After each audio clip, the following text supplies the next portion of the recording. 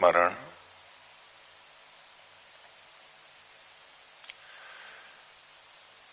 हे सत्य ज्ञान प्रदाता,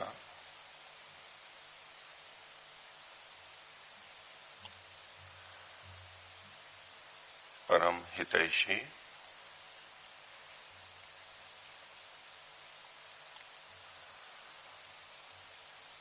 कल्याणकारक परमेश्वर,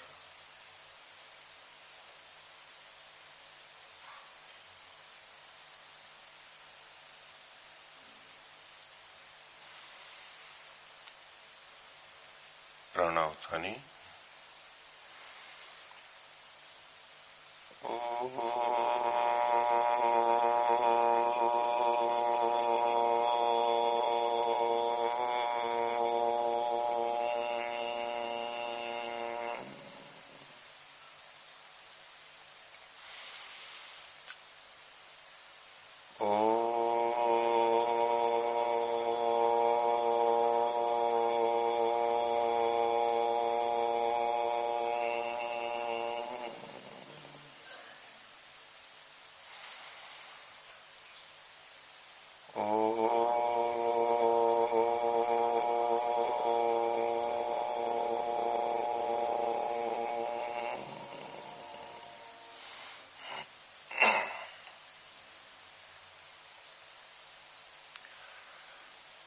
धन प्रेमी सज्जनों,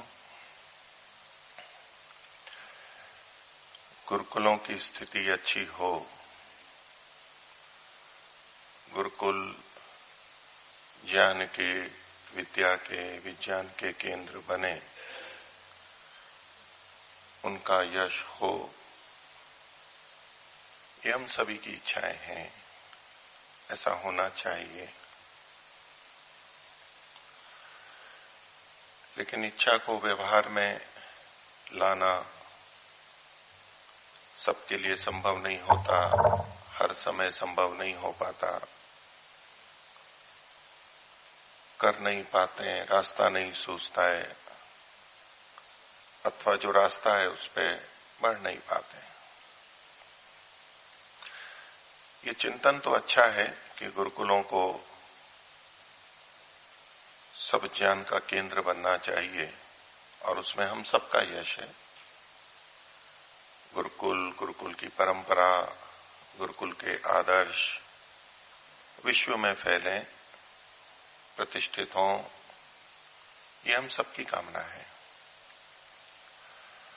और इसके लिए कुछ कुछ सुझाव और सम्मतियां आती हैं, जिसपे कि अभी मैं पिछले 2 बार से कुछ भाव रख रहा हूं।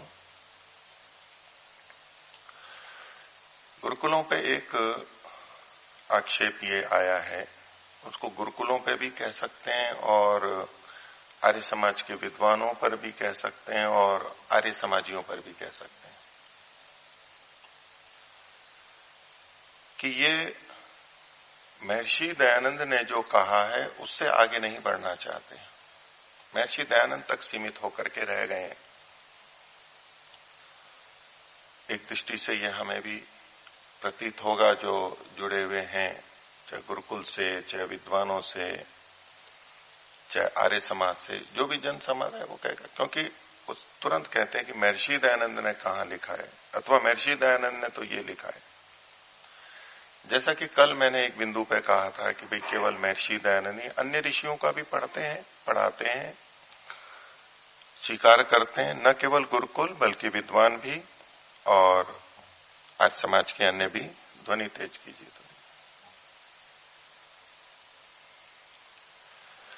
लेकिन फिर भी ऐसा किसी को प्रतीत हो सकता है कि ये केवल महर्षि दयानंद तक सीमित है। और ऐसा अनेक व्यक्तियों में जो महर्षि दयानंद को स्वीकार करते हैं, उनके प्रति बहुत श्रद्धा रखते हैं और जिन्हें महर्षि दयानंद ही एक आशा दिखाई देते हैं। बाकी तो बहुत सारे ग्रंथ हैं, उनमें विभिन्न बातें हैं, संस्कृत के ग्रंथ हैं, परस्पर विरुद्ध और क्या क्या लिखा है, जिनका कि महर्षि दयानंद ने स्पष्टीकरण विशेष रूप से सत्यार्थ प्रकाश में भी किया है। तो यूं लगता है कि हमारी सामर्थ्य इतनी नहीं है, हम कहां टिके जाकर के, कहां टिके? वेद पर टिके, वेद के बहुत सारे भाष्य हैं, अन्य ग्रंथों के बहुत सारे भाष्य हैं, किस पर टिके हम बहुत थोड़ा जानते हैं, बहुत थोड़ी समझ है। तो हमें महर्षि दयानंद एक प्रकाश स्तंभ की तरह दिखाई देते हैं कि हम उनके अनुसार चलें। और जब इसको व्यक्ति करता है, प्रयास करता है, अच्छे के लिए ही कर रहा है, तो दूसरों को ये लगता है कि ये महर्षि दयानंद पर ही टिके हुए हैं बस। हमारे यहां कई विद्वान कहते भी हैं, दुनिया को जिन्होंने देखा है, कि महर्षि दयानंद के खूंटे को मत छोड़ना, भटक जाओगे नहीं तो। अब इसको कोई गलत अर्थ में भी कह सकता है कि ये तो बाबा वाक्यम प्रमाणम वाले हैं, और महर्षि दयानंद ने जो कह दिया बस वो ही मानो। महर्षि दयानंद से आगे भी बढ़ना चाहिए गुरुकुलों को, ये भी गुरुकुलों की उन्नति के लिए एक परामर्श प्राप्त हुआ है। महर्षि दयानंद से आगे भी देखना चाहिए, और कुछ देखते भी हैं जो हमें परामर्श देते हैं। बोले महर्षि दयानंद ने जहां तक देखा वो देखा, अब मैं महर्षि दयानंद के कंधे पे बैठा हूं, अब मैं और दूर तक देख पा रहा हूं। एक पिता के कंधे पर अगर कोई बच्चा उनका बैठे, पिता जहां तक देख पा रहा है, बच्चा थोड़ा और दूर तक देखेगा तो कुछ अधिक देख लेगा, तो उसको स्वीकार करना चाहिए दूसरों को। अब दूसरे कुछ हैं जो महर्षि दयानंद की उंगली पकड़ करके चल रहे हैं, यानी अभी वो इतने बड़े नहीं हुए कि महर्षि दयानंद के कंधे पे बैठ के महर्षि दयानंद से भी दूर तक का देख सकें। एक छोटा बच्चा वो है जो महर्षि दयानंद की उंगली पकड़ के चल रहा है, यानी पिता की उंगली पकड़ के चल रहा है। अब वो महर्षि दयानंद जितना देखेगा या महर्षि दयानंद से कम देख पाएगा? छोटा बच्चा। एक बच्चा पिता के कंधे पे बैठा है, एक बच्चा पिता के साथ चल रहा है नीचे, छोटा सा बच्चा है। दोनों में से कौन सा बच्चा अधिक देख पाएगा? जो कंधे पे बैठा है। तो जो पैदल चल रहा है उसको किसकी बात माननी चाहिए? पिताजी की, या पिताजी के कंधे पे जो बैठा हुआ दूर तक देख रहा है उसकी? दोनों में से किसकी माननी चाहिए? एक प्रश्न खड़ा हो जाएगा ना। अब कोई बच्चा यदि पिताजी के अनुसार चल रहा है कि भाई वो समर्पित है पिताजी को, उसको नहीं पता कि आगे क्या है, पिताजी देख रहे हैं, पिताजी आयु में बड़े हैं, ज्ञान में बड़े हैं, अनुभव में, हो सकता है पिताजी से भी त्रुटि हो, महर्षि से भी त्रुटि हो, महर्षि तो स्वीकार करते हैं। ऋषियों के वेद के विपरीत मेरी कोई बात हो तो मत मानना। लेकिन हम महर्षि के इस कथन का, विनम्रता में कहे गए वचन का, अथवा यथार्थ में भी उन्होंने कहा, उसका सहारा लेकर के हम कुछ भी कहने लगे, कुछ भी बोलने लगे, ये एक प्रश्न खड़ा करता है। महर्षि ने यह भी तो कहा है कि मैं ब्रह्मा से लेकर जैमिनी पर्यंत ऋषियों ने और वेदों में जो लिखा है वो बोल रहा हूं, वो बता रहा हूं। ये भी तो उनका वाक्य है। और एक वाक्य ये भी है कि मेरे में कथन में कहीं त्रुटि हो तो मत मानना। तो त्रुटि हो तो त्रुटि पता तो लगे ना, तब तो हम ना माने, नहीं तो हम क्या करेंगे? हम तो छोटे बच्चे की तरह हैं। महर्षि दयानंद ने हमें एक रास्ता दिखाया, हम तो उनको ऋषि मानते ही हैं। इससे अन्य ऋषियों की अवहेलना नहीं करते हैं। लेकिन समाज में स्थिति ऐसी थी, ऋषियों के नाम से, वेद के नाम से क्या क्या प्रचलित हो गया था जो कि वेद विरुद्ध था, जो वेद के नाम से प्रचलित है। हो जाता है समाज में, स्थितियां ऐसी होती हैं। और वेद के साथ ही नहीं है तो विज्ञान के साथ भी होता है। जब जो इसकी प्रसिद्धि होती है उसके नाम से कुछ भी कहा जाता है। आज विज्ञान के नाम से क्या क्या कहा जाता है। जिसको अपनी बात को सिद्ध करना हो विज्ञान का नाम ले देंगे, नासा का नाम ले देंगे। नासा का ये है, भाई नासा ने कहां लिखा, कहां उसकी रिपोर्ट है, कोई बताओ तो सही। कुछ नहीं, प्रचलन है। और शिकार इतनी जल्दी होता है क्योंकि हम भूखे हैं, एकदम से गले में नीचे उतर जाता है। अच्छा, नासा ने भी कहा, अच्छा विज्ञान भी कह रहा है, जिसको जो मन में आए वो लिख रहा है। आज साधन उपलब्ध हो गए, जन जन तक पहुंच रहा है, फैलाने वाले भी हैं और उस फैलाने में बहुत पुण्य भी समझते हैं। ये कोई वैज्ञानिक पद्धति नहीं होती है, देखना होता है, समझना होता है। ये कोई ऋषियों की भी पद्धति नहीं है और न वैज्ञानिकों की। प्रमाण से कुछ देखो, समझो, जो उचित है मान लो, नहीं है तो मत मानो। हम कोई विज्ञान के विरोधी थोड़ा है। एक और आरोप है कि गुरुकुल विज्ञान के विरोधी बन गए। भौतिक भी विज्ञान है, सत्य विद्या है, अध्यात्म भी विद्या है, दोनों विद्याएं हम तो महर्षि दयानंद के प्रकाश में स्वीकार करते हैं, दोनों ही विद्याएं हैं। तो परामर्श आता है कि महर्षि दयानंद से आगे बढ़ो, अर्थात महर्षि दयानंद तक टिके रहे हैं, ये गुरुकुलों के पतन का कारण है, ये आर्य समाज के पतन का कारण है, आगे न बढ़ने का कारण है। ये रुकावट है आर्य समाज। और क्यों 150 साल में आर्य समाज या आर्य समाज के गुरुकुल विज्ञान नहीं खोज पाए? कहां फिजिक्स केमिस्ट्री की किताबों में लिखा है कि वेद से देखो ये चीज आई है, लिखते हैं इस वैज्ञानिक ने खोजा, इसने खोजा, 150 साल तक। क्यों? क्योंकि हम महर्षि दयानंद तक टिक गए, बस बंध गए हैं, कूप मंडूक हो गए हैं। ये एक दृष्टि आती है वैज्ञानिकों की, प्रसिद्ध वैज्ञानिक की, विचार का बिंदु है। और साथ में उदाहरण देते हैं कि महर्षि दयानंद ने तो कहा था कि जब मैं वेद का भाष्य पूर्ण कर लूंगा तो संसार में ज्ञान का प्रकाश हो जाएगा। बोले हो गया प्रकाश। अब कुछ बचा लेते हैं, भाई महर्षि ने पूरा नहीं किया। भाई यजुर्वेद तो पूरा किया है और ऋग्वेद का भी आप कह सकते हैं अधिकांश कर दिया, 70% कर दिया, 74-75%, जितना भी आप कहना चाहें कर दिया। और भी ग्रंथ लिखे हैं। तो यदि संसार में प्रकाश करना है तो महर्षि दयानंद से ऊपर जाके देखना होगा। जैसे विज्ञान में होता है, एक वैज्ञानिक ने कुछ किया, अगला आगे बढ़ता है, आगे बढ़ता है, ठीक है, वो भी एक प्रक्रिया है। अब ये देखना है कि क्या गुरुकुल कूपमंडूक हो गए हैं, महर्षि दयानंद तक ही सीमित हो गए, आगे तो वो कुछ देखते ही नहीं है। कूपमंडूक समझते हैं? कुएं का मेंढक। कुएं में मेंढक होते हैं? होते हैं, मेंढक होते हैं ना, होते हैं। कूपमंडूक जिसको कहा जाता है, ये उसकी प्रशंसा है या निंदा है? निंदा है। कुएं का पानी मीठा था या खारा था? कौन सा कुआं? कुएं दोनों तरह के होते हैं। राजस्थान में तो खारे कुएं भी होते हैं और कहीं मीठे ही कुएं होते हैं। कौन से मंडूक की बात है ये? मीठे की या खारे की? दोनों की।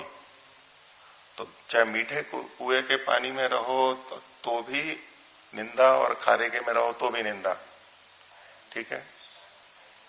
प्राय मीठा होता है, तो चलो दोनों तरह के होते हैं। तो हम कूप मंडूक बन गए हैं, मंडूक हैं। और मंडूक कैसा होता है? बुरा होता है ना। मंडूक मतलब मेंढक, कुएं का मेंढक। और कुआं कौन सा है हमारा? कुआं कौन सा है? महर्षि दयानंद। महर्षि दयानंद के ग्रंथ, ये हमारा कुआं है। तो पहले तो हम इतने टिके नहीं है, मैंने पहले ही किया, अन्य ऋषियों को भी पढ़ते हैं, करते हैं, लेकिन महर्षि दयानंद की दृष्टि से करते हैं। तो महर्षि दयानंद वाला कुआं खारे पानी का है या मीठे पानी का है? खारे पानी का है, मीठे पानी का है? मीठे पानी का है। अब आप लोग तो सब महर्षि के भक्त हैं, तो मीठा ही कहेंगे। समुद्र की मछली को पता लगता है कि मैं खारे पानी की मछली हूं। मीठे पानी की भी मछली होती है ना तालाब में। जो मछली खाने वाले हैं वो करते नहीं, मीठे पानी की मछली है ये खाए। मैं कोई मछली खाने का समर्थन नहीं कर रहा हूं, मेरी बात को अन्यथा मत लेना। बोलते हैं ना, ऐसा मैंने सुना है कि ये मीठे पानी की मछली है। तो मैं ये कह रहा था कि जो खारे पानी की मछली होती है उसको पता लगता है कि मैं खारे पानी में हूं? नहीं पता लगता। तो हमें कैसे पता लग गया कि हम मीठे पानी के मंडूक हैं? खारे के भी तो हो सकते हैं, खारे के भी तो हो सकते हैं ना। अरे मीठे पानी का मंडूक है, वो भी निंदा का पात्र होता है?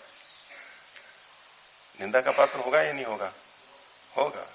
क्यों निंदा का पात्र है वो? क्यों निंदा का पात्र है? बाहर का पता नहीं है।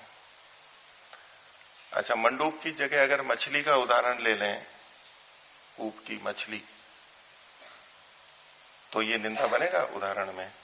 कूप की मछली, कूप मत्स्य, कूप मत्स्य कुएं की मछली है, ये कुएं का मेंढक है। मेंढक और मछली में क्यों अंतर है? ये कौन अधिक बुद्धिमान होता है, मेंढक या मछली? कौन अधिक बुद्धिमान होता है? सोचना पड़ेगा। एक सामान्य देखे तो मछली को अधिक बुद्धिमान मानेंगे, नहीं? कुछ मछलियां, एक कथा भी सुनाऊंगा अभी पंचतंत्र की। एक तो शतबुद्धि नाम की मछली थी और एक सहस्र बुद्धि नाम की मछली थी। मत्स्य मंडूक कथा एक आती है पंचतंत्र में, बोध को देने वाली है। और एक मेंढक था, वो एक बुद्धि था। क्या था? एक बुद्धि। तो एक बुद्धि वाला अधिक योग्य है या शतबुद्धि या सहस्र बुद्धि? सहस्र बुद्धि सबसे अधिक है। ठीक है, ठीक ही बात है, बुरी बात नहीं है। चलो उस पर भी आते हैं। अभी हम गुरुकुलों की कूप मंडूकता की बात कर रहे हैं कि हम कूप मंडूक हैं। तो मैं पूछ रहा था कि मंडूक अच्छा या मछली अच्छी? मंडूक अच्छा है। कथा है नहीं, उस कथा को मतलब अभी कथा को तो समझेंगे अभी। कुएं से अगर मंडूक जाए तो क्या होगा उसका, और कुएं से मछली निकल के जाए तो क्या होगा उसका? क्या होगा?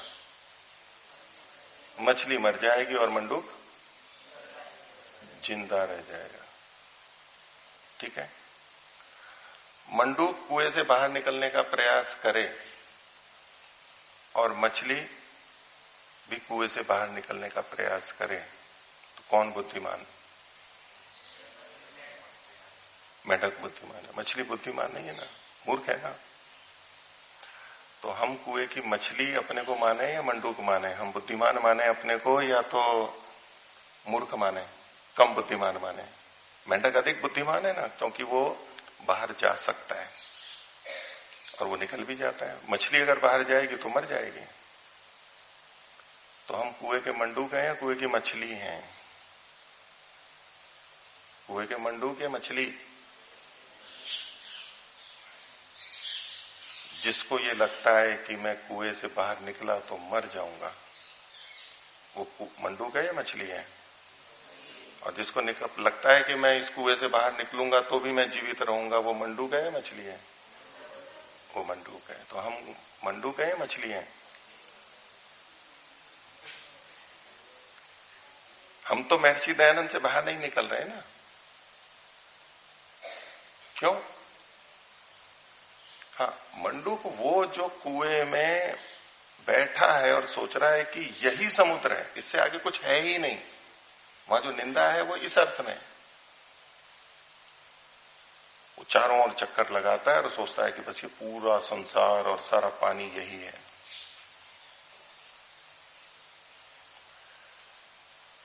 स्थितियां अलग अलग होती हैं। कूप मंडूकता तो है नहीं, महर्षि दयानंद तक तो हम रुके नहीं हैं, और भी बहुत कुछ है।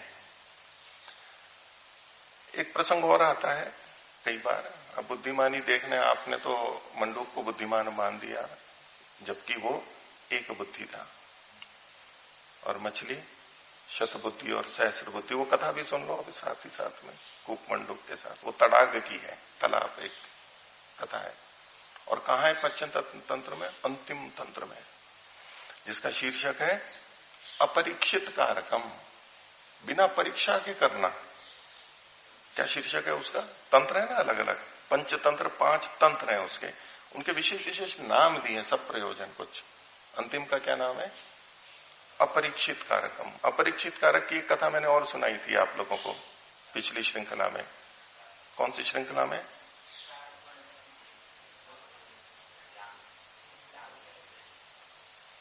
लाल गुजक्कड़ वाले प्रसंग में, लाल गुजक्कड़ बूझिया और न बूझा कोई, वो 4 मूर्ख पंडितों की कथा सुनाई थी।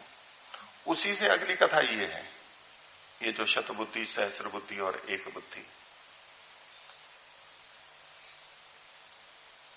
कुछ सिखाना चाहते हैं, बताना चाहते हैं।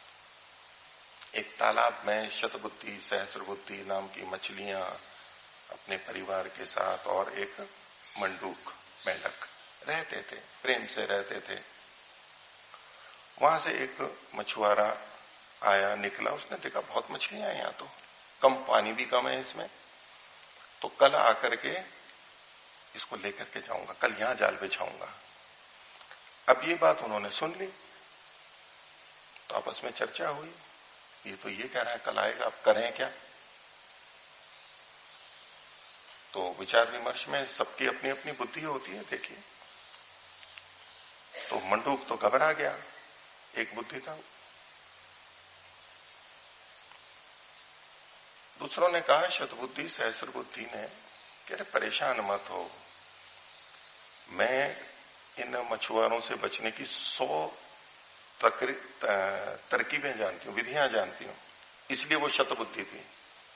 मैं ये जानती हूं, मैं ये जानती हूं, ये कुटिल गति मतलब तिरछी विरछी करके बच जाना, जैसे तैसे अपने को बचा लेना। सहस्र बुद्धि ने कहा, मैं 1000 जानती हूं।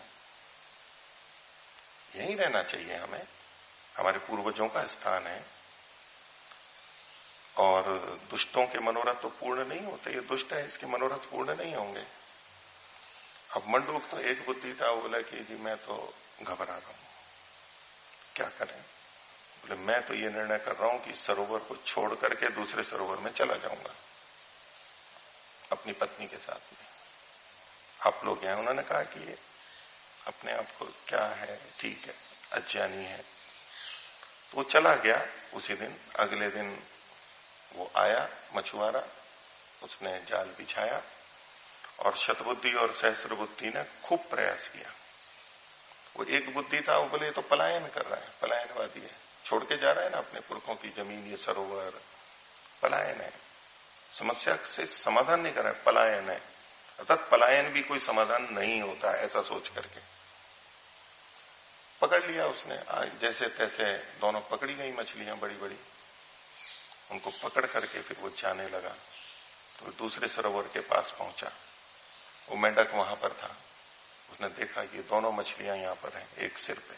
बोले शतबुद्धि शिरस्थोयम, ये जो शतबुद्धि है ये उसके सिर पे रखी हुई है, मछुआरे के। बड़ी मछली थी, ऊपर रख लिया, टोकरी नहीं होगी उसके पास। लंबते च सहस्र दी, और ये जो सहस्र बुद्धि वाली है ना, ये लटक रही है, उसने रस्से में बांध के जैसे बोझ कर लेते ना, पीछे लटका लेते।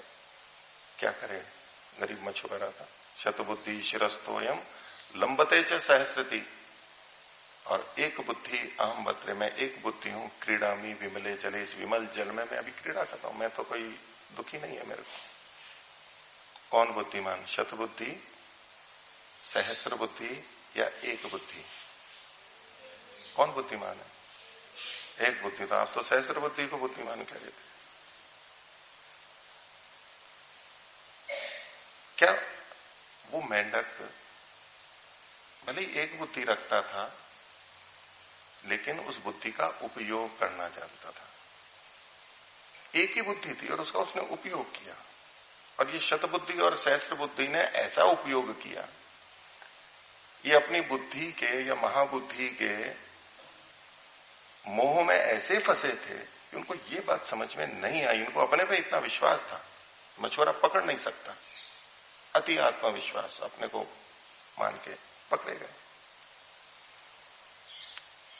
अब आप कह रहे हो एक बुद्धि अच्छा है, पहले कह रहे थे सहस्र बुद्धि अच्छी है।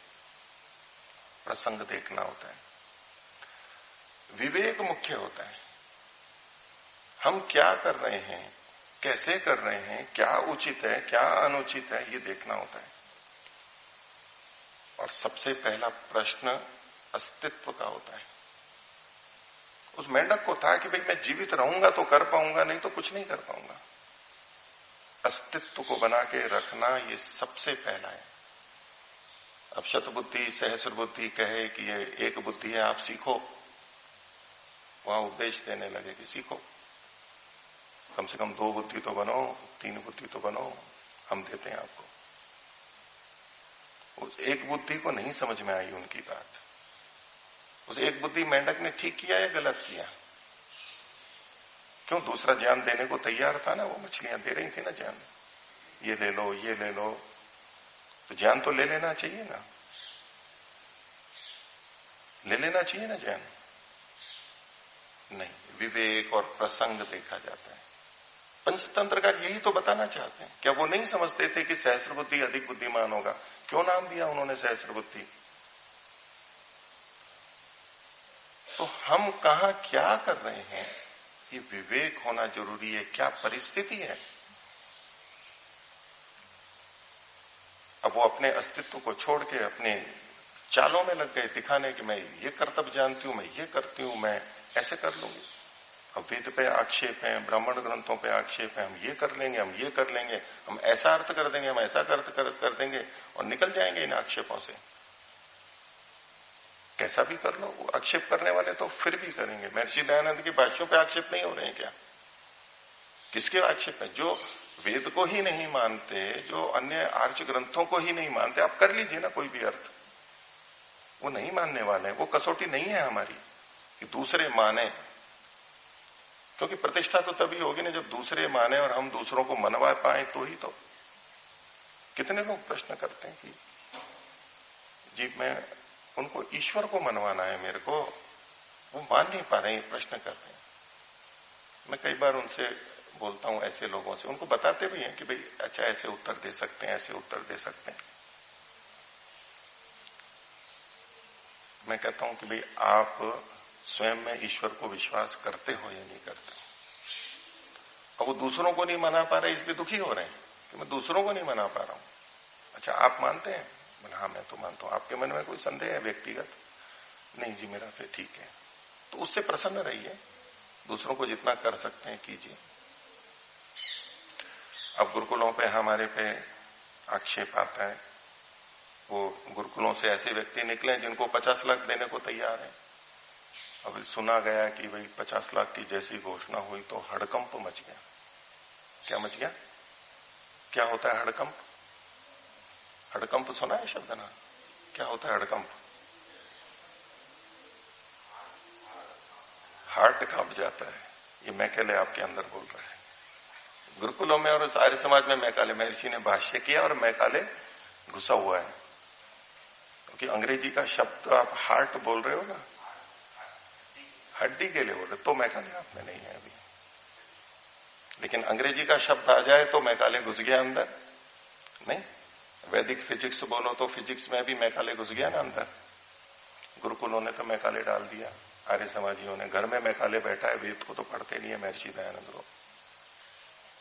तो हार्ड कंप, हड्डी कांपने लगती है ना, जब एक मांसपेशियों की कंपन होता है, हड्डी कांपने लगती है। कब कांपती है? बहुत ठंड होती है तो क्या होता है? हड्डी हड्डी कांपने लगती है ना अंदर से। हड़कंप मच गया। और मेरे को तो पता नहीं लगा कहाँ हड़कंप मच गया कि 50 लाख की घोषणा, वो 50 लाख कहाँ है पता नहीं है अभी। तो मैंने तो सुझाव दिया था कि जो वैज्ञानिक है उन्हीं को दे दो आप।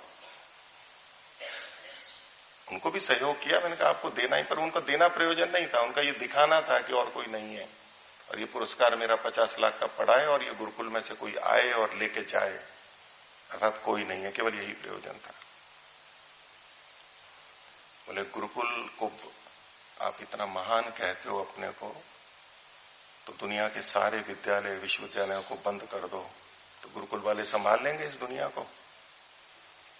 डॉक्टर बन जाएंगे, इंजीनियर बन जाएंगे, सीए बन जाएंगे और कितने सारे काम है गुरुकुल वालों को कहा जा रहा है। ठीक है, हम कहाँ कहते हैं कि गुरुकुल वाले सब बना देंगे, हम स्वीकार करते हैं सब विद्या के जो केंद्र हैं वहां पर होता ही है। आज किसी ने कह दिया होगा प्रशंसा में, वो तो कोई भी कह देता है, उसका ये मतलब नहीं है कि गुरुकुल वाले ये समझते हैं कि गुरुकुल ही सब कुछ कर देगा। नहीं, गुरुकुल तो एक चीज को बचाने के लिए प्रयत्नशील है, बस बहुत थोड़े से अंश को। और जो दूसरे काम कर रहे हैं वो अच्छी बात है, हमको कोई विरोध नहीं उनका। तो प्रसंग ये आ जाता है कि महर्षि दयानंद से बाहर निकलना है हमें। कूपमंडूकता से बाहर निकलना है, अन्य ऋषियों को भी। बोले महर्षि दयानंद ने ब्रह्मा से जैमिनी पर्यंत बात कही है, अब आप ब्रह्मा को नहीं मानते हो, आप महादेव को नहीं मानते हो, न विष्णु को मानते हो, सबको विसरा दिया। वैसे तो नहीं विसरा है, पर कहते हैं। और ले दे के दो बचे हुए हैं, श्री राम और श्री कृष्ण, जिनका की महत्व है, उनको भी आप कचरा बना रहे हो। इनको कैसे कचरा बना रहे हैं? तो नाम लेख करके भी उल्लेख करते हैं पूज्य स्वामी सत्यपति जी का। मैंने पूज्य स्वामी सत्यपति जी और उनके शिष्य मंडली को ये कहा कि श्री कृष्ण को कचरा मत बनाओ। नहीं, हम श्री कृष्ण को कचरा बना रहे हैं। कैसे कचरा बना रहे हैं? तो वो कहीं उल्लेख में ये आ जाता है, कई लोग प्रश्न करते हैं ना कि जिस श्री रामचंद्र को मुक्ति की बात चलती है तो पूछ लेता है कोई भी, इस महापुरुष को मुक्ति हुई या नहीं, इस महापुरुष को हुई या नहीं हुई। तो श्री कृष्ण के लिए भी आ गया। तो उसमें स्वामी सत्यपति जी या अन्य भी ये उत्तर दिया जाता है कि भाई वो चूंकि क्षत्रिय थे तो क्षत्रिय को मुक्ति नहीं हो सकती, ब्राह्मण को, वैरागी को होती है। ये कोई प्रसंग आया, वो पूर्ण योगी नहीं थे, ऐसा कहा, पूर्ण योगी नहीं थे। तो बोले कचरा बना दिया।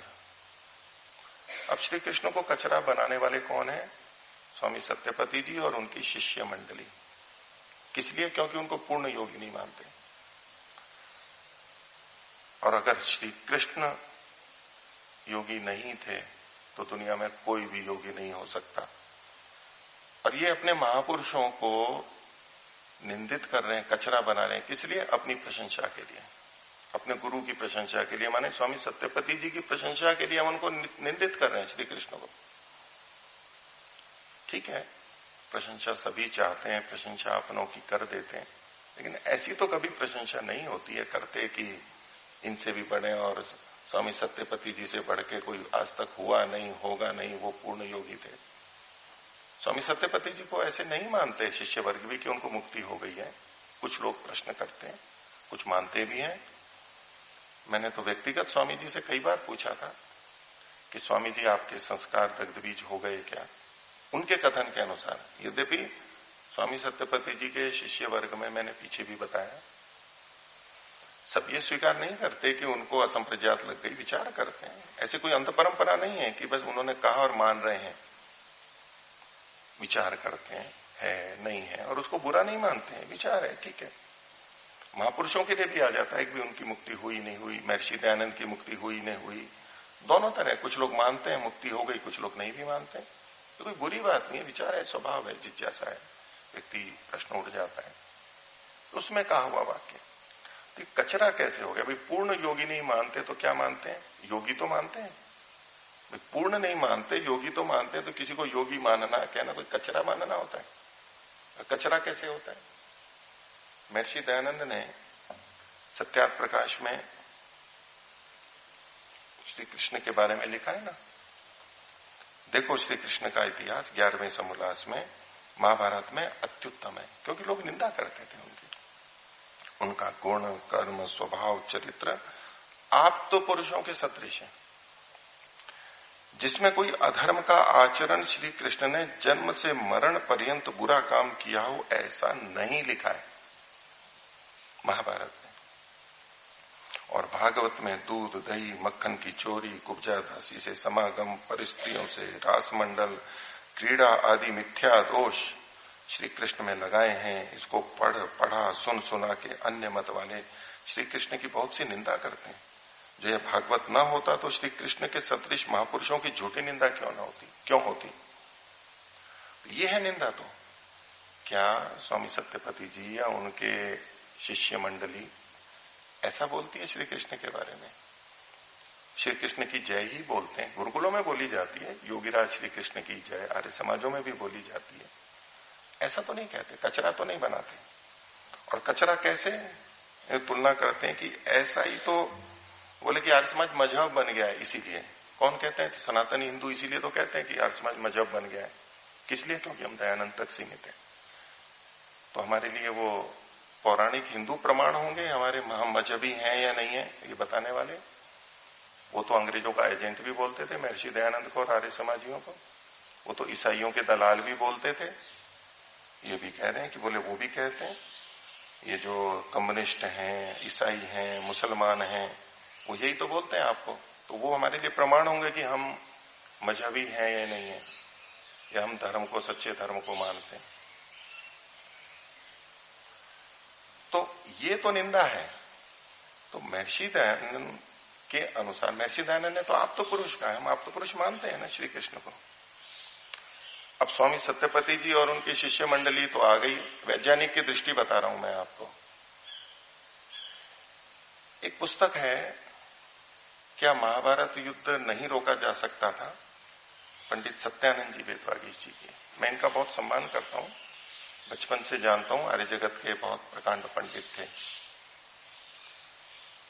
इन्होंने महाभारत युद्ध रोका जा सकता है या नहीं रोका जा सकता, उन्होंने बहुत सारी बातें लिखी हैं, उसमें श्री कृष्ण के लिए भी लिखा है।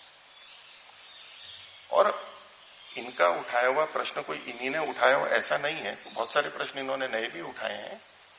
लेकिन हमारे मन में किसी के भी, जिन्होंने इस पुस्तक को न भी पढ़ा हो, ये प्रश्न उठता है कि जब युद्ध से पहले दुर्योधन और अर्जुन दोनों श्री कृष्ण के पास गए तो उन्होंने क्या किया था। एक तरफ स्वयं थे, निहत्थे, और एक तरफ पूरी उनकी सेना थी। तो श्री कृष्ण ने उचित किया या अनुचित किया? स्वाभाविक प्रश्न है, ये कोई श्री कृष्ण की निंदा भी नहीं है, मैं गलत नहीं मानता, इन्होंने इसकी विवेचना की है इसमें। वो आप तो थे या नहीं थे वो मैं पढ़ के बताता हूं। इनको तो नहीं कहा कि श्री कृष्ण का कचरा करने वाले हैं, इनको कचरा बना देने वाले हैं। क्यों नहीं कहा वो मैं बताऊंगा आपको। इन्होंने इस पुस्तक में पहले भीष्म प्रकरण है, ये मैं श्री कृष्ण का बहुत बड़ा वो बताया महत्व, और बहुत गुणों की, 64 गुणों की या ऐसे कुछ प्रशंसा की, फिर घटना बताई। 1 अर्बुद संख्या वाली सेना दी, नारायणी सेना, जो कि मेरे समान बलवान है, ये सब दुर्योधन या तो कौरव पक्ष को दी। अब ये सारी चर्चा करके, चूंकि भगवान थे, भगवान क्यों थे, श्री कृष्ण भगवान थे, श्लोक भी दिए हुए हैं, संस्कृत के उदाहरण भी हैं इसमें नीचे। फिर प्रश्न करते हैं, क्यों महामान्यवर भगवान कृष्ण जी, संबोधन है, क्या आपने दुर्योधन को अपनी विशाल सेना देकर कोई उचित कार्य किया? किस पर प्रश्न उठ रहा है, उठाया जा रहा है? श्री कृष्ण पर। ये तो तामसिक दान है। नीचे श्लोक भी दिया हुआ है महाभारत का, अदेश काले यत्तानम अपात्रेभ्यश्च दीयते असत्यतम अवज्ञातम तत्तामसम उदाहरितम। ये तामस दान दिया आपने। आप तो कौन होता है? सब रजस्तमोभ्याम निर्मुक्ता तपो ज्ञान बले न, ये जो रज और तम से मुक्त होते हैं तप और ज्ञान के बल पे। आयुर्वेद का श्लोक। येषाम त्रिकालम अमलम ज्ञानम अव्याहतम सदा सत्यम वक्ष्यन्ति ते कस्मात्। सत्य ही बोलते हैं, क्यों नहीं बोलते असत्य? कस्मात् असत्यम नीरजस्तमा, रज और तम से जो रहित है। तो इसमें देते हैं जैसा दान वैसा फल। तामसिक दान का फल तो तामसिक ही होता है, अर्थात श्री कृष्ण तामसिक हैं। श्री कृष्ण ने तामसिक दान दिया, मतलब वो आप तो नहीं थे। श्री महर्षि दयानंद ने तो आप तो लिखा है, तो हमने तो इनकी निंदा नहीं की, पुस्तक पढ़ी, देखी। जो श्री कृष्ण को तामसिक कह रहा है उनका नाम नहीं लेंगे कि कचरे में डाल रहे हैं। कौन डाल रहे हैं? स्वामी सत्यपति जी और उनकी मंडली, जो कि पूर्ण योगी नहीं मानी, योगी तो मान रही है, वो कचरे में डाल रहे हैं और ये कचरे में नहीं डाल रहे हैं। आगे और आदरणीय भगवान जी, किनको बोल रहे हैं? श्री कृष्ण को। अब आप समझ रहे हैं ये संबोधन कैसे हैं? ये प्रशंसा में नहीं है, ये आप तथा कथित ऐसे नाम लफ्ज लेते हैं कि ये निंदा करनी हो तो। और बहुत सारे लिखे हैं यहाँ पर इन्होंने संबोधन, आप जो चाहें देख लें उसको।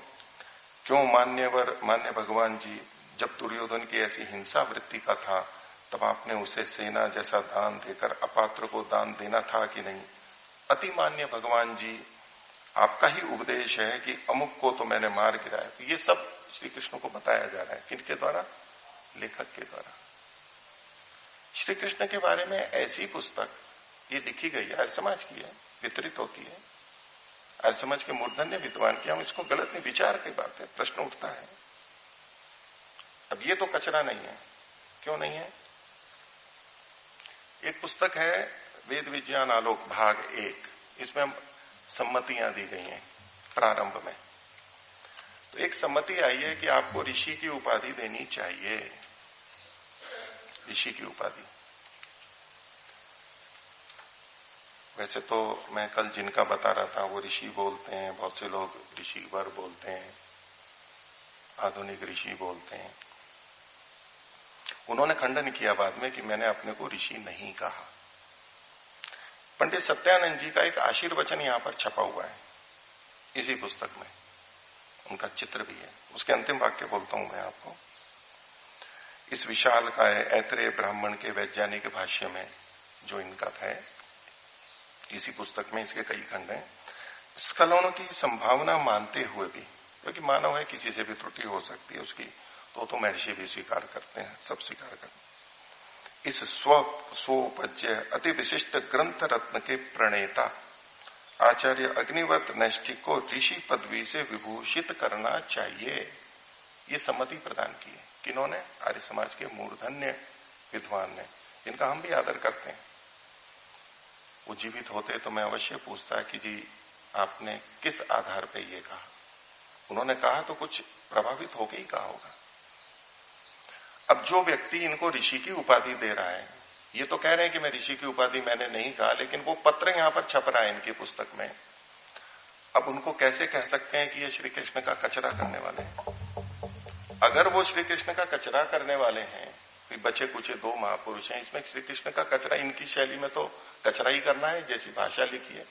ये तो मैंने थोड़ा सा बताया, आप पढ़ लेना, इसमें कई घटनाएं लिखी हुई हैं श्री कृष्ण के बारे में क्या लिखा हुआ है। अब ये व्यक्ति इनको ऋषि की उपाधि दे रहे हैं, तो इनका क्या कर्तव्य बन जाता है? ये तो ऋषि का, श्री कृष्ण का कचरा करने वाले नहीं है। कौन कचरा करने वाले? दूसरे लोग हैं। अब ये वैज्ञानिक दृष्टि कहां से आई है? यथार्थ, विज्ञान किसे कहते हैं? यथार्थ को कहते हैं, जो जैसा है उसको। अगर आपको यही आलोचना करनी थी तो इनकी कर देते हैं। अब सत्यानंद जी वेदवागीश ने कहीं नहीं लिखा कि ये कंडिका का देखो इन्होंने अर्थ ठीक किया है, एक भी ऐसा कुछ नहीं। ये पत्र तो लिखा है, पत्र लिखे जाते हैं प्रशंसा में। और सुना तो ये जाता है कि जोधपुर में एक बार प्रवचन चल रहा था तो सत्यानंद जी भी बैठे थे, उन्होंने टोक दिया, ये गलत अर्थ कर रहे हो आप मंत्र का, उचित नहीं है। क्योंकि सत्यानंद जी किसी को भी टोकते थे, वो किसी को भी मंच पे हो या कहीं भी हो, वो निर्भीक थे बिल्कुल। मंच पे टोका, वो तो नहीं बताएंगे कि उन्होंने मेरे अर्थ को टोका था, नहीं, उन्होंने ऋषि पदवी के लिए अनुशंसा की है। और बाद में सुना इतने नाराज हो गए थे कि अपने सारे ग्रंथ ले जाओ यहां से, मेरे पुस्तकालय में नहीं चाहिए मेरे को, यही पुस्तक है जिसके आधार पर ऋषि पदवी की बात है। लोगों कहा कि नहीं, ऐसा आप नाराज नहीं जी, आपके पास बहुत सारी पुस्तकें हैं, ये भी रखी रहेगी, जैसे तैसे मनाया उनको। नहीं तो वो तो इन पुस्तकों को अपने कमरे में नहीं रखना चाह रहे थे कि ले जाओ इसको यहां से, नहीं चाहिए मुझे ये पुस्तकें। वो पत्र यहां पर छपाए कि ऋषि की पदवी दे रहे हैं। कहां ऋषि, कहां वैज्ञानिक, क्या शैली है? आप किसको सत्य बनाना चाहते हो? क्या प्रस्तुति दे रहे हो? और वो भी ईश्वर से प्रेरणा प्राप्त करके, साक्षात ईश्वर से, महर्षि दयानंद से भी ज्यादा। अब सच में वैज्ञानिकों को, गुरुकुल वैज्ञानिकों के तीर्थ बनने चाहिए। तीर्थ क्या है? महर्षि दयानंद ने तीर्थ की परिभाषा दी है, गुरुकुल आने की जरूरत नहीं है वैज्ञानिकों को तीर्थ बनने के लिए। गुरुकुल में कुछ तो पढ़े, गुरुकुल में भी पढ़ाया गया होगा कि तीर्थ किसे कहते हैं। वो चीजें अगर आ जाएं तो वैज्ञानिकों को गुरुकुल तीर्थ खोजने की जरूरत नहीं पड़ेगी। तीर्थ किसे कहते हैं? स्वमंत में लिखा है, और भी जगह लिखा है महर्षि ने, जिससे दुख सागर से पार उतरे। कि जो सत्य भाषण, विद्या, सत्संग, यमादि योगाभ्यास, पुरुषार्थ, विद्या दान आदि शुभ कर्म है, उसी को तीर्थ मानता हूं। ये है तीर्थ। इसके लिए कहीं जाने की जरूरत नहीं है, अपने अंदर देखिए और कीजिए, तीर्थ हो गया, वैज्ञानिकों का तीर्थ बन जाएगा। इतर जल स्थल आदि को नहीं, जल स्थल आदि को तीर्थ नहीं मानता हूं। तो ये विशेष कृपा कि श्री कृष्ण को कचरा बनाते हैं ये स्वामी सत्यपति जी और उनकी शिष्य मंडली या गुरुकुलों को, कि इनको कोई मान नहीं देते हैं। ये वैज्ञानिक दृष्टि है। क्या गुरुकुल ऐसी वैज्ञानिक दृष्टि से वैज्ञानिकों के तीर्थ स्थल बनेंगे? क्या हमें ऐसी वैज्ञानिकता चाहिए? हमें सोचना होगा कि कूपमंडूक तो हैं हम, है ना कूपमंडूक। हमें कूपमंडूक किसने बनाया? महर्षि दयानंद ने तो नहीं बनाया। उन्होंने तो कहा था कि ऋषियों को, वेदों को, लेकिन बाद के लोगों ने हमें बना दिया या हम बन गए। लेकिन हम ये जानते हैं कि महर्षि दयानंद के विपरीत जाकर के, भिन्न भिन्न जाकर के हम इस मधुर जल को, जिस कूप में हमारा जीवन चल रहा है, हम मंडूक हैं, एक बुद्धि है, अस्तित्व को बचाना मुख्य है। उसके बाद अगर कुछ उन्नति होती है तो करें, लेकिन उसमें ये रीति नहीं होती है। अभी तो डूबेंगे ही ना। जैसे सहस्त्र बुद्धि और शत बुद्धि है। जब ये लक्ष्य हो कि हमें बस दूसरों से आगे बढ़ना है, दूसरों से जाना है, यश का लोभ तो बहुत ज्यादा होता है। लोकेशना तो सबसे बड़ी होती है। पुत्रेशना वेतेशना कुछ नहीं होती है उसके सामने। लोकेशना तो इतनी बड़ी चीज है। और उसमें जो, उससे जो प्रभावित हो गया है, उसको कुछ दिखाई नहीं देगा। उसको तो जैसे तैसे कुछ भी करना है। एक प्रसंग आया था कि किसी बच्चे ने कह दिया उनको, गुरुकुल का पढ़ा हुआ था, कि जी आप निरुक्त का भाष्य कर रहे हैं तो आपने तो व्याकरण पढ़ा ही नहीं है, महाभाष्य। तो उस पर काफी बात हो गई। उस पर सारे वैयाकरण और सब तो हो गए। बोले इनको तो अर्थ ही करना नहीं आता। मैंने अर्थ किया है, कौन ठीक है? मांस भक्षण का महाभाष्य में लिखा है। अब उस विद्यार्थी ने तो निरुक्त के आधार पर कहा, निरुक्त में तो यहां तक कहा कि निरुक्त किसको नहीं पढ़ाना चाहिए, तो वो तो अवैयाकरण को पढ़ाना ही नहीं चाहिए, ये भी लिखा है वहां पर। तो पढ़ाना नहीं, आगे तो उस पर कोई भाष्य करे वो तो अलग बात है, क्योंकि वो व्याकरण का कार्य स्नेह है। व्याकरण से आगे की बात बताता है, व्याकरण से संबंधित बात बताता है, उसकी संपूर्णता है वो। व्याकरण का कार्य स्नेह है, निरुक्तकार खुद कहता है। तो बच्चे ने कह दिया, तो बोले देखो ये मांस भक्षण का महाभाष्य में लिखा, और ये व्याकरण पढ़ाने वाले जो अपने आप को, इनकी क्या योग्यता है कि इसका अर्थ ही नहीं कर सकते। अभक्ष्यो ग्राम्य कुक्कुट, अभक्ष्यो ग्राम्य सूकर, भक्ष्यो आरण्य, अर्थात जो जंगल का है वो उनका कुक्कुट और इनका मांस खाया जा सकता है, सूकर का। तो वो तो मांस भक्षण को निषेध करने वाले हैं। मांस भक्षण का जो समर्थन करते हैं वो तो महर्षि दयानंद को समझते ही नहीं है। अभी किसी ने समर्थन नहीं किया, क्यों झूठा आरोप लगा रहे हो? बोले जी इसका क्या अर्थ है होगा फिर भी? ये वाक्य महाभाष्य में एक लोक की वचन, लोक का वचन दिया, व्याकरण की एक वाक्य रचना या शब्द को बताने के लिए। देखो ये वाक्य का प्रयोग होता है, वो तो लोक का भी है, उस कौरों का भी है, महाभाष्यकार का वचन ही नहीं है। पहली बात, एक सामान्य व्यक्ति का है।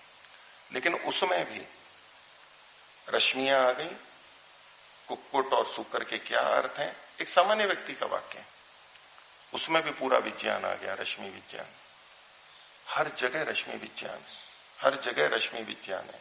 ऐसा विज्ञान है, केवल यही लक्ष्य है भाई मांस भक्षण का। आप दूसरे का, न तो हम मांस का भक्षण करते, न मांस को भक्षण को कहते, न उसका समर्थन करते, कभी भी नहीं करते। अच्छा, पंक्तियां होती है, उनकी अपनी संगति होती है, या तो आप उसको हटा दो। अब हटाने का भी नहीं, हर वाक्य ठीक है और उसकी मुझे संगति लगानी है, उसमें विज्ञान है। आज तक कोई समझ नहीं पाया और मैं समझा रहा हूं। और ये गुरुकुलों को अपनाना चाहिए, क्योंकि अब तक तो ये भटक रहे हैं। तो हमारे लिए बहुत विचारने की बात है कि गुरुकुल को हम ज्ञान विज्ञान से युक्त बनाएं। किस विज्ञान से? महर्षि ने भी विज्ञान लिखा है। अब आलोचना करते हैं कि आर्य समाजियों के घर में भी क्या क्या हो गया। देखो गुलामी आ गई, अनुकरण आ गया, फटे हुए कपड़े पहनने लगते हैं, पहन लेते हैं ना आजकल, तो गुलामी की पराकाष्ठा है ना, अंधानुकरण। अब इसमें गुरुकुल वाले क्या करें? गुरुकुल वालों ने जो कहा बोला, उसके बाद भी हो रहा है, सीमा है, नहीं कर सकते। कितनी चीजें हैं दुनिया में नहीं होती हैं, लेकिन अभी उसमें रश्मि विज्ञान नहीं आया है। अभी रश्मि विज्ञान नहीं आया उसमें, पर हमें दिखाई देता है। वस्त्र अगर फटे हुए हों तो चमड़ी पे रश्मि आएगी या नहीं आएगी? आएगी ना, सूर्य की रश्मि आएगी ना। सूर्य की रश्मि से क्या होता है? Vitamin D. ये मैकाले ने बताया या गुरुकुलों ने बताया। देखो गुरुकुलों में भी मैकाले आके बैठा है। पर चलो विटामिन डी होता है। विटामिन डी की कमी पुरुषों में अधिक होती है, महिलाओं में अधिक होती है? नहीं पता, महिलाओं में अधिक होती है। पर्दा प्रथा, ढक ढक करके रखना। अब आधुनिक तो गलत मानते हैं, अपने थोड़े पीछे के कपड़े देख लो आप, कैसे होते थे महिलाओं के। एक जगह तो वो पर्दा संप्रदाय है, पूरा ढक करके रखते हैं, कुछ भी नहीं दिखे। लेकिन अगर रश्मि विज्ञान को ये समझ लेते तो इस फटे हुए की निंदा नहीं करते, क्योंकि वैसे ही आजकल बाहर नहीं निकलते, एसी में बैठते हैं, कम से कम बाहर निकल रहे हैं, कुछ फटे कपड़े पहन के निकलेंगे तो कुछ रश्मि तो त्वचा के संपर्क में आएगी ना, उससे विटामिन डी उत्पन्न होता है, उनका स्वास्थ्य ठीक होगा। अभी तक वहां रश्मि विज्ञान पहुंचा नहीं है, लेकिन रश्मि विज्ञान के आलोक में हम तो रश्मि विज्ञान के वहां तक पहुंच गए हैं। लेकिन ये तो अंधानुकरण है, उन्होंने इसकी आलोचना भी की है कि ये नहीं गए। लेकिन जिस दिन रश्मि विज्ञान उनको वहां भी समझ में आ जाएगा तो फटे कपड़े की आलोचना बंद हो जाएगी। अब हमें ये विचार करना है कि हमें गुरुकुल को कैसे वैज्ञानिक बनाना है, वैज्ञानिकों का तीर्थ कैसे बनाना है। और बताऊंगा मैं कुछ चिंतन, कुछ उदाहरण आपके सामने रखें। उदाहरण या नमूना, नमूना दूसरी भाषा का शब्द है और उदाहरण हमारी भाषा का, संस्कृत या हिंदी का शब्द है। आपका समय मैंने बहुत ले लिया, और कुछ उदाहरण देता हूं आगे। लेकिन हाँ, गुरुकुल को हमें अच्छा बनाना है, ये भावना, इस भावना का हम सबका स्वागत करते हैं और हम भी ये प्रयासरत हैं, और उसमें से कहीं रास्ता निकले ये उचित रूप से ये हो सके। आज का विषय इतना ही रखता हूं। ओम शांति पाठ। ओम द्यौः शान्तिरन्तरिक्षं शान्तिः पृथिवी शान्तिराप शान्तिरोषधयः शान्तिः वनस्पतयः शान्तिर्विश्वे देवाः शान्तिर्ब्रह्म शान्तिः सर्वं शान्तिः शान्तिरेव शान्तिः सामा शान्तिरेधि। ओम शांति शांति शांति। सर्वेभ्यो नमः। सभी को सादर अभिवादन। ओम शांति।